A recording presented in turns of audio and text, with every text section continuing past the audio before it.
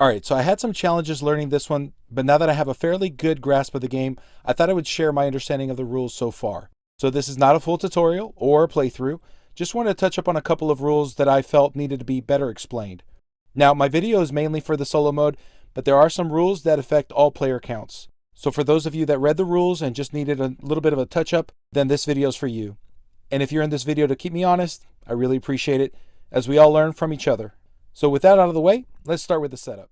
So welcome to Atlantis Exodus. I'm going to go over just a couple of points on the solo setup, but not the entire setup. Of course, we need to make sure that we start with our resources, which is the same for any player count. And as for the knowledge cards, you need to make sure you take out any of the cards that have this 3 or more player count symbol. I have the residence tiles here, with 3 faced up for the display, a little bit off screen. I also have the other tiles, but they're also off screen. Now we have these pillars set up. I have the year token standing on the first year. I have the 4 catastrophe tiles set up for the remaining 4 years. And I'm sure you're wondering why I have 2 score markers sitting on top of 2 catastrophe tiles. I have a blue one and a green one. So these 2 are from neutral colored pieces since I'm playing yellow. And I purposely placed them on the 3rd year and the 5th year. And this is just something that I personally use to remind me that before I flip those over, I have to make sure that I perform a cleanup phase or the settlement scoring. But more about that during the prep phase of this presentation. And as for your order token, because it's a solo game, it just stays on the first space. You don't get any bonuses from it. And you don't have to worry about turn orders since you're the only one playing. As for the monument tiles, which are used for end of game scoring, you only place 3 of them randomly on this space for solo mode or for 2-player. And we'll place 3 of them here. Let's talk about the main board, or the Rondel. This is also considered the discs or rings, or just Atlantis. But for all intent purposes, it's the main board. So I'm going to go over how that's set up here. Now the Rondel setup is the same for all player counts. However, for the 2-player or solo mode, we are going to have to add the 2 neutral players. Now the rulebook indicates to place them in spaces where you see these favor tile symbols. Now there's also one here, but that's not the one that they're referring to. So we will place it here to block this space, and one here to block this space. Now it's just recommended to start on these spaces. I would suggest that after a couple of plays, you could start trying out different spaces to start with. So you could start one here, and you could start one here. It doesn't really matter. They're just there to block you and make the game a little bit tighter. But for this presentation, I'm just going to follow the setup rules. And actually, I'm going to go ahead and lay these down since it's easier to see. Okay, there's more to the setup, but I'm just highlighting some steps that I felt needed to be covered. Now I'm going to dive into how placing your king works on Atlantis, which is also considered phase 1. So there's a couple of things you need to consider before you place your king. First, we need to identify what a ring or a round is. There are 3 rings on Atlantis. You have the inner ring, a middle ring, and an outer ring. The inner ring is the first round, so you always start here.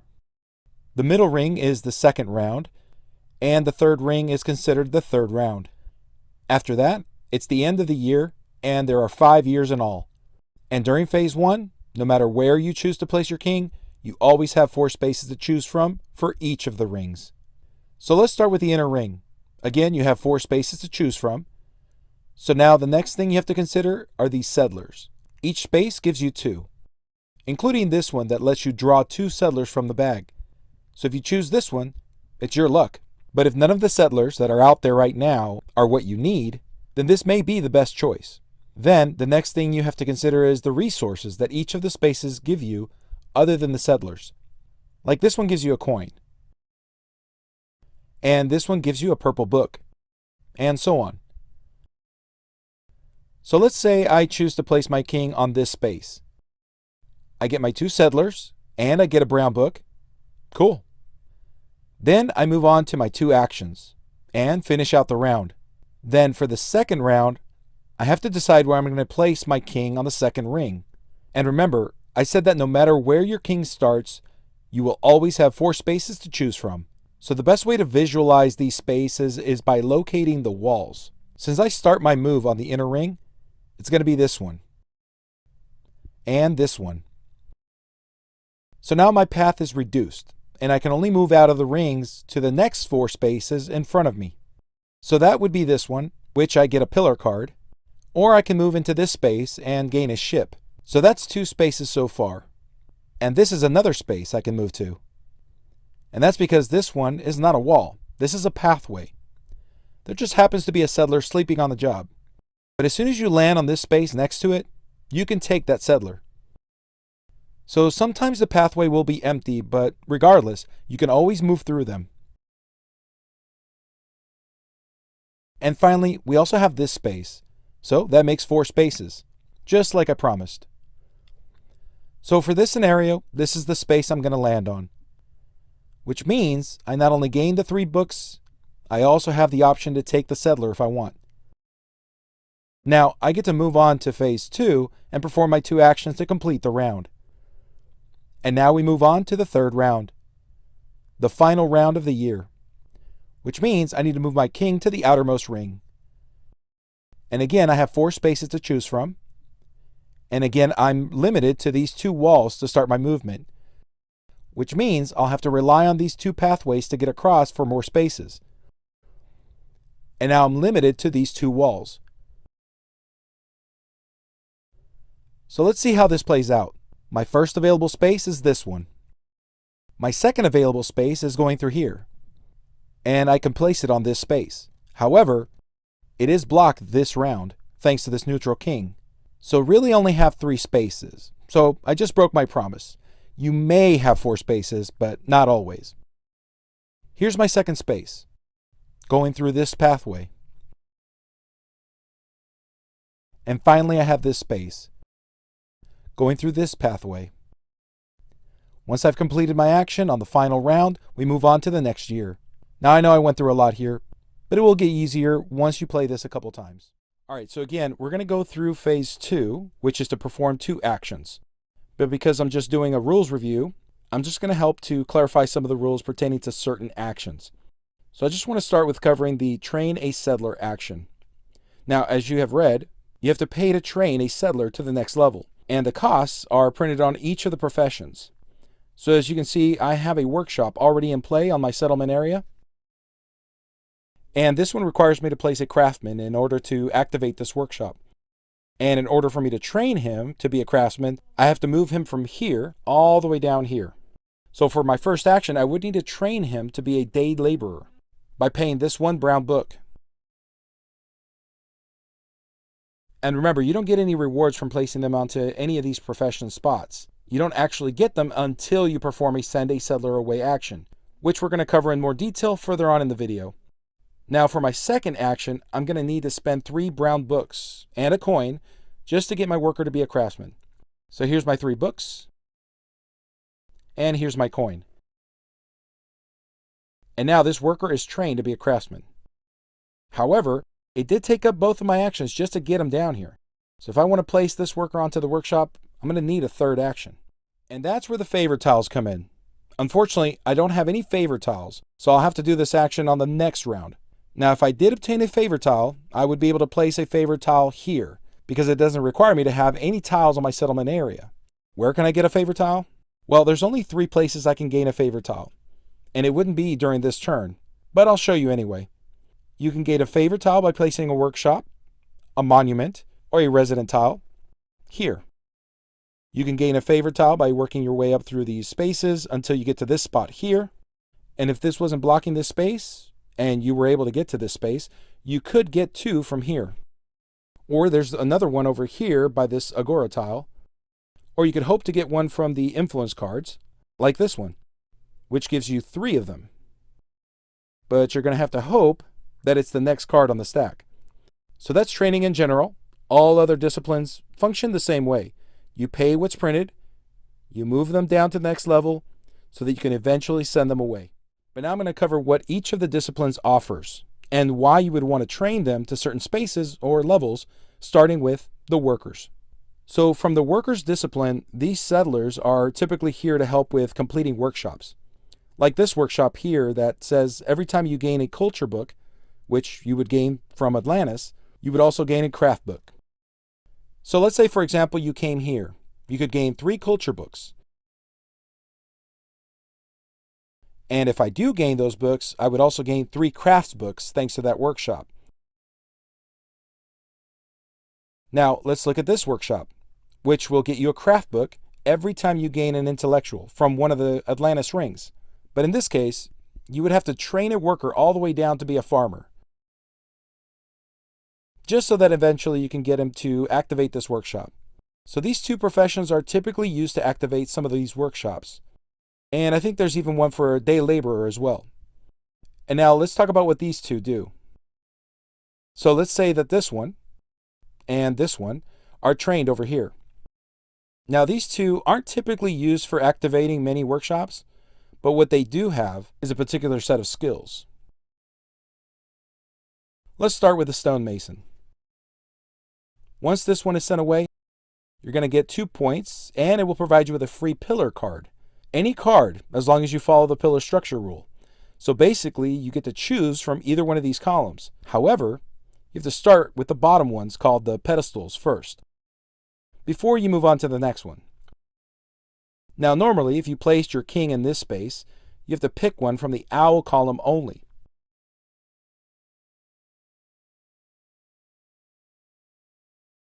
Or if you place your king on this space, besides getting a book, you have to pick one from the snake column only. So as you can see, the bonus of the stonemason gives you more options. Okay, so that's what this stonemason does. Now let's move on to the builder, one of my favorites. This one allows you to gain a workshop from the draw pile or display, if there are any. Unfortunately, it doesn't let you get one from Atlantis. Now in this example, I don't have any face up on the display, so when this happens, you may draw 2 from the draw pile. And just simply pick one to keep, and the other one gets placed on the display face up for the future turns. So next time you get a workshop in this manner, you may either get one from this display or draw 2 and pick one. And then you can place it anywhere on your settlement except for the agora spaces. And of course, you get the instant rewards from the spaces you place it on. All right, so that's what the builder does. And just to recap, all of these are typically used to place and activate workshops from your settlement. But just like all other settlers, you can also place them on ships or residences, but more about that later on in the video. And then these 2 are used to get you either a workshop or a pillar card. And again, no settler provides bonuses until you send them away. Next, I'm going to talk about the intellectuals. So let's say I have 2 of them, ready to be trained. This one in particular is called the Counselor. And if you can get it trained and then send it away, it will provide you with a ship and 2 steps up the hypothesis track. And again, just like the workshops, you don't get them from Atlantis. You go straight to the face down stack. Now I do have one in display, but I choose to take one from the draw stack anyway. And that could be just maybe because I already have one with the same symbol. Remember, you want different symbols from your ships in order to get points from your personal board. So again, you take 2, flip them over, and decide which one you want to use.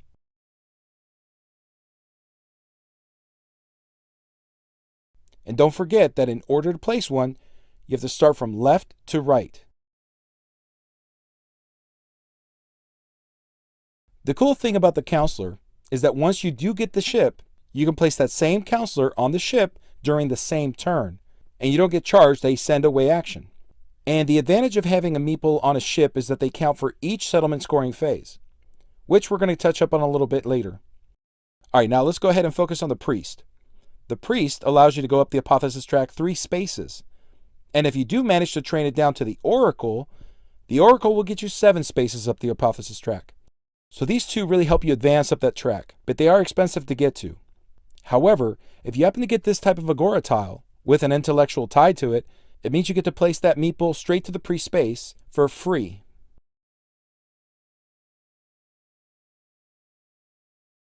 And if you get this one with an intellectual, you get to place one straight to the Oracle space.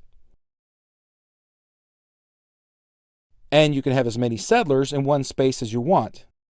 So let's say you end up spending 2 actions in a row to send both of these away. Then you would end up with 14 steps up the hypothesis track plus 6 points. So that's what these professions do. Now let's move on to these next 2. Now, the scholars gives you bonuses, but the bigger payoff is this symbol, which allows a settler to be placed on one of these body pillars, which helps you to complete and activate the use of these cards. And if you're able to train it up to the philosopher, you can use this symbol to activate the capital tier of the pillar by sending away the intellectual here.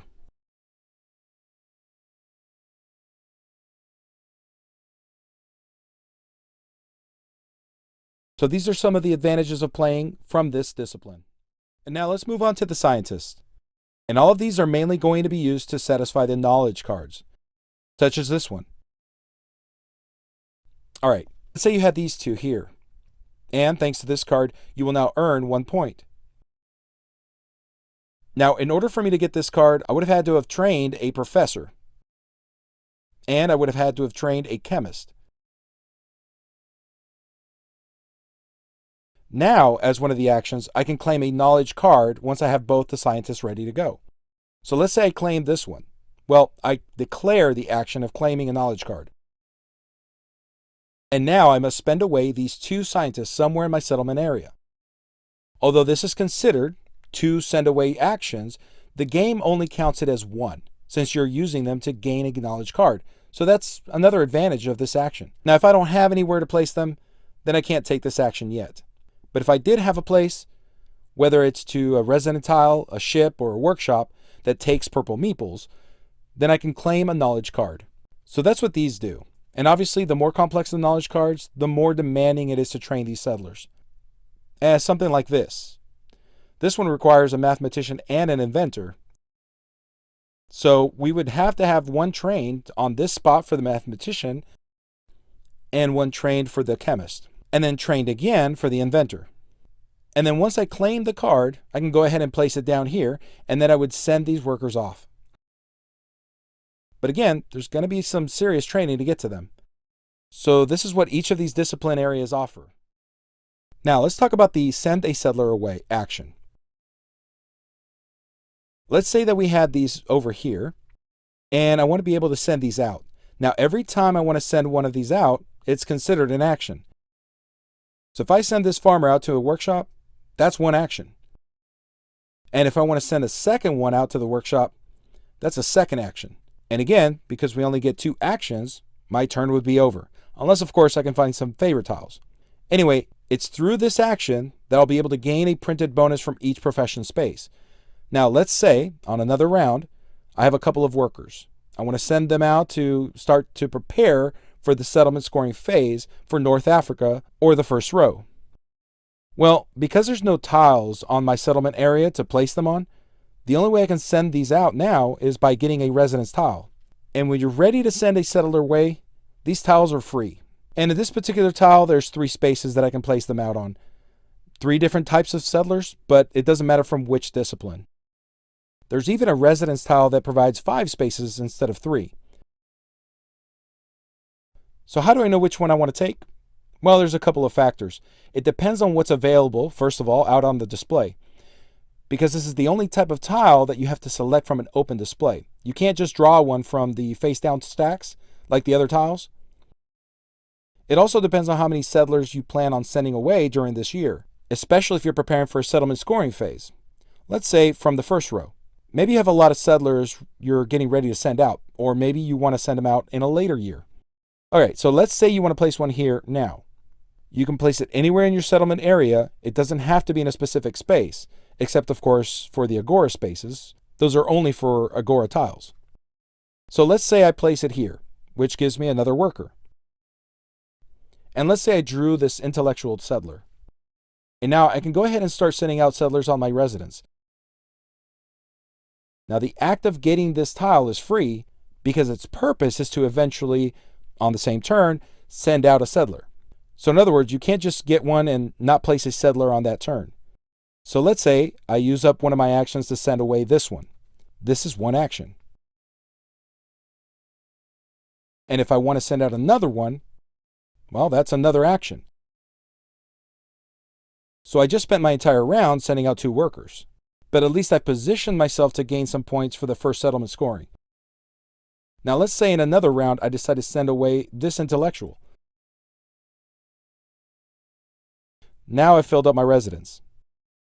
And now if I want to send any of these other ones out, I would need to get another residence tile, which sometimes is good to gain because they do help cover up more settlement spaces that gain instant rewards. But let's say you had picked this one, and I have some settlers on it. I can't gain another residence tile to cover another space and gain another one of these bonuses until I have completed the last one first, which means I would have to spend more actions to send more settlers out and fill this one up, so that on another turn, I would be able to send it away and place another residence tile. So sometimes it's an advantage to just have 3 spaces on a residence tile. It doesn't take so many settlers to fill it up. On the other hand, it's good to have a larger number, because you do get to score more points during the settlement scoring, without having to cover up more of your settlement area spaces. So it depends on your strategy for the ones you'd prefer to get, either 3 or 5. There's also one more thing you need to consider. Each of these resident tiles provides a color at the bottom strip. These strips provide you with endgame scoring opportunities. And that's because there's certain monument tiles that provide you with points the more of these you collect. Like this one, it wants any type of tile that has a green colored strip, and it will get you 2 points per green tile at the end of the game. And of course, there's other tiles that can give you the same colored strips as well. Or this one that says you'll get 2 points for every orange tile on your settlement. Or you get 3 points for every 3 tiles with different colored strips that are on the same row. And real quick, I do want to touch up on this type of workshop, because even though this one requires you to place 2 different types of settlers in order to activate it, it's going to get you a coin every time you add a new workshop to your settlement area going forward. But the reason I like this one is because it doesn't care which profession they come from as long as it matches the color or discipline. It's also helpful during scoring or when you're running out of residence tile spaces. And the added bonus is that you can actually send 2 of them at the same time, because it will only consider it as one send a settler away action. And of course, if you only have one, you can still place one at a time. But it would be best if you could do both of them at the same time to save yourself some actions. But either way, the rule states that if during the moment you claim the tile, if you already have the required meeples available, you may place it on this tile without having to spend a send a settler away action. Now, this applies to any workshop, but I may have forgotten to mention that earlier. So there's some strategy to be had with some of these workshops. You can definitely get creative. All right, so let's talk about pillar cards. And let's say you got a body pillar card. And remember, you can get them through the stonemason. Even though you've claimed one, they are not considered completed for the purpose of actually using its effect. But let's say you want to complete this second tier, or body type pillar card. Well, the only way to complete it is to perform a send a settler away action with a scholar, because of this symbol. However, the rule states that if during the moment you claim the card and you already have a scholar available, you may place it onto the card without having to spend a send a settler away action. If not, then you would have to perform a send away action and place it out onto this card on a later turn. And now you can go ahead and activate it. Of course, don't forget to get that instant reward from this side of the card, even if you don't send a settler to this card. And once you do activate the card, I would recommend you either stand the meeple up or lay it down or turn the card instead. Just something to remind you that you've already used it this round, because you won't be able to use it again until the next year. And this particular card allows me to train a meeple. So there's my book. Now I still have to pay the training cost, but at least it's a free action. The other good thing about using pillar cards is that you don't have to spend a residence tile to send away a settler. But unfortunately, you can't use the intellectuals that are on this pillar card during the settlement scoring phase. Now, let's say in a future turn, I get this one. I would need the symbol from the philosopher in order to complete this card. And since I already trained my philosopher in this scenario, I can just send it right away without it costing me an action. And this capital card allows me to re-perform my other tier cards again, twice. So I can turn this one, use it, then turn this one, use it, and all 3 if I want to.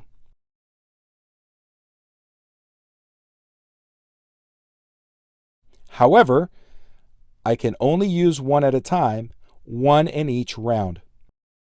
So that's 1 round. That's 1 activation. That's round 2. That's my second activation. And finally, that's round 3, and that's my final activation. Now, it doesn't have to be in that order. This is just for the simplicity of the video. So now I've activated all 3 pillar cards. I can do 1 card per tier per round. So at the end of the year, I'll be able to go ahead and reset all the cards back and use them again on the new year. Now, let's say that by some miracle, I was able to pull off all 3 sets of pillars during the game, which, by the way, at this point, I would love to have this one because it gives me 5 points for each completed pillar. So that's going to be 15 points if I can get this knowledge card. But anyway, so I built all of these. Well, during your first round, you could activate all 3 of the same tiers during that same round. Round 2, you could activate all of these during the same round. And finally, round 3, you could activate these 2 on the same round. Can't activate this one because I haven't sent a philosopher yet. So at the start of round 1, nothing happens. At the start of round 2, again, nothing happens, at least for the solo mode.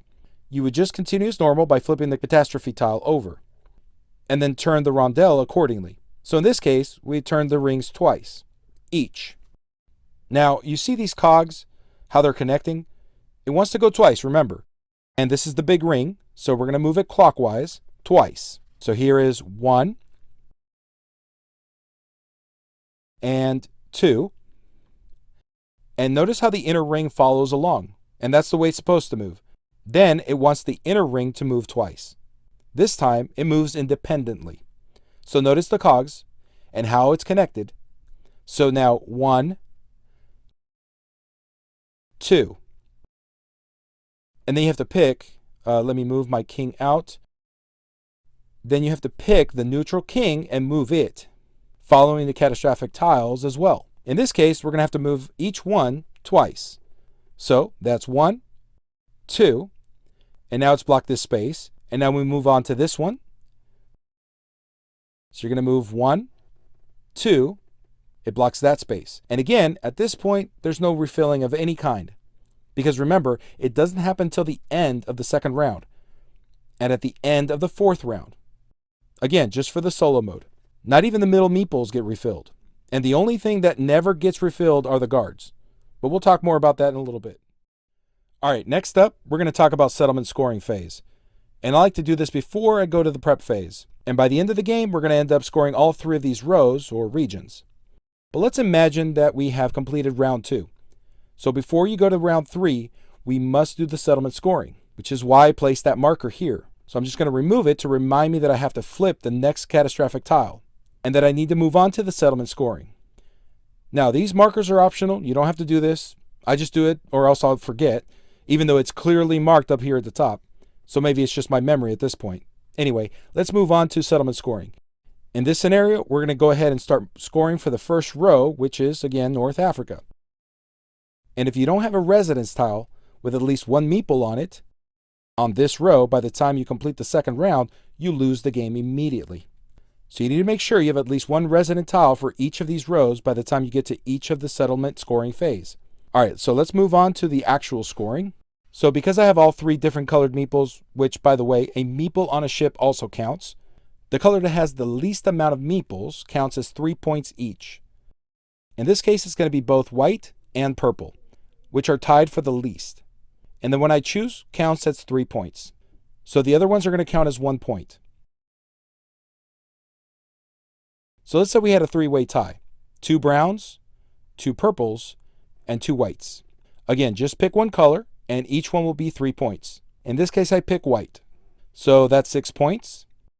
So now all the rest of these are going to be 1 point each, which means I would have at least 4 points for a total of 10 points. Now, let's say we had only 2 different colored meeples. In this case, I could no longer use any of these as 3 points. All these meeples would just be 1 point. So here, I would only end up with a total of 3 points. The moral of the story is, try to have all 3 colored meeples once it comes time to perform settlement scoring. All right, now in this scenario, we're still at the end of round 2. So now we need to move on to the preparation phase or the clearing phase. And just to be clear, technically, there is a preparation phase for every year except for round 5, of course. But for the solo mode, I can only replace or refill everything that's on Atlantis after rounds 2 and 4. And don't forget that everything else gets removed from Atlantis and gets placed out to an open display. So make sure you don't discard anything.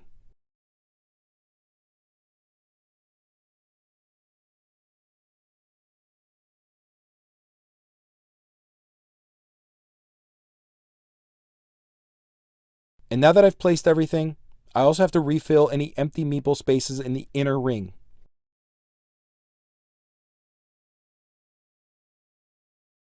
However, these 2 guards did not get refilled. Once you've taken a guard from Atlantis, they are never refilled. They are gone for the rest of the game.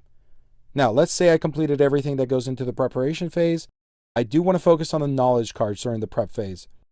At the end of each year, during the prep phase, if there's ever that 3rd card that's still available on the display, you need to discard it.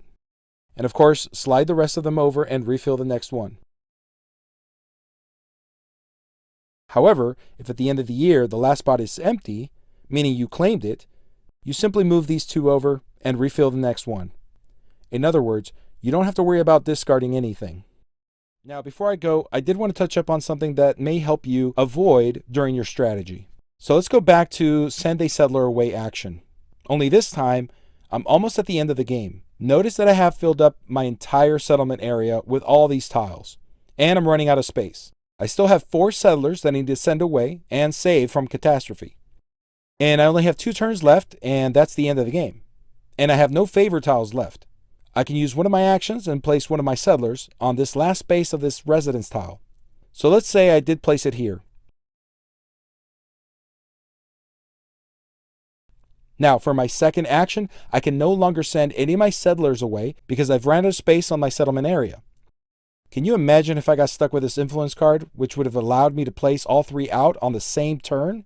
I can't even send out any of my workers to these workshops because they're not the correct profession. They would each need to be a day laborer. So unfortunately for this scenario, there's nowhere for them to go. So now at the end of the game, all 3 of these settlers are going down with the ship. Each one is going to give me -3 points, for a total of -9 points. So just make sure you manage the settlement area correctly and your timing is well planned out. Alright, so that has been another rules clarification moment, or at least I wanted to clarify a couple of rules, so that at least you had a smooth introduction to this game, which I've really enjoyed so far. But again, I had to get past these rules. Now, if I've made any mistakes during my video, I would appreciate your comments below so that way we can all enjoy this game together.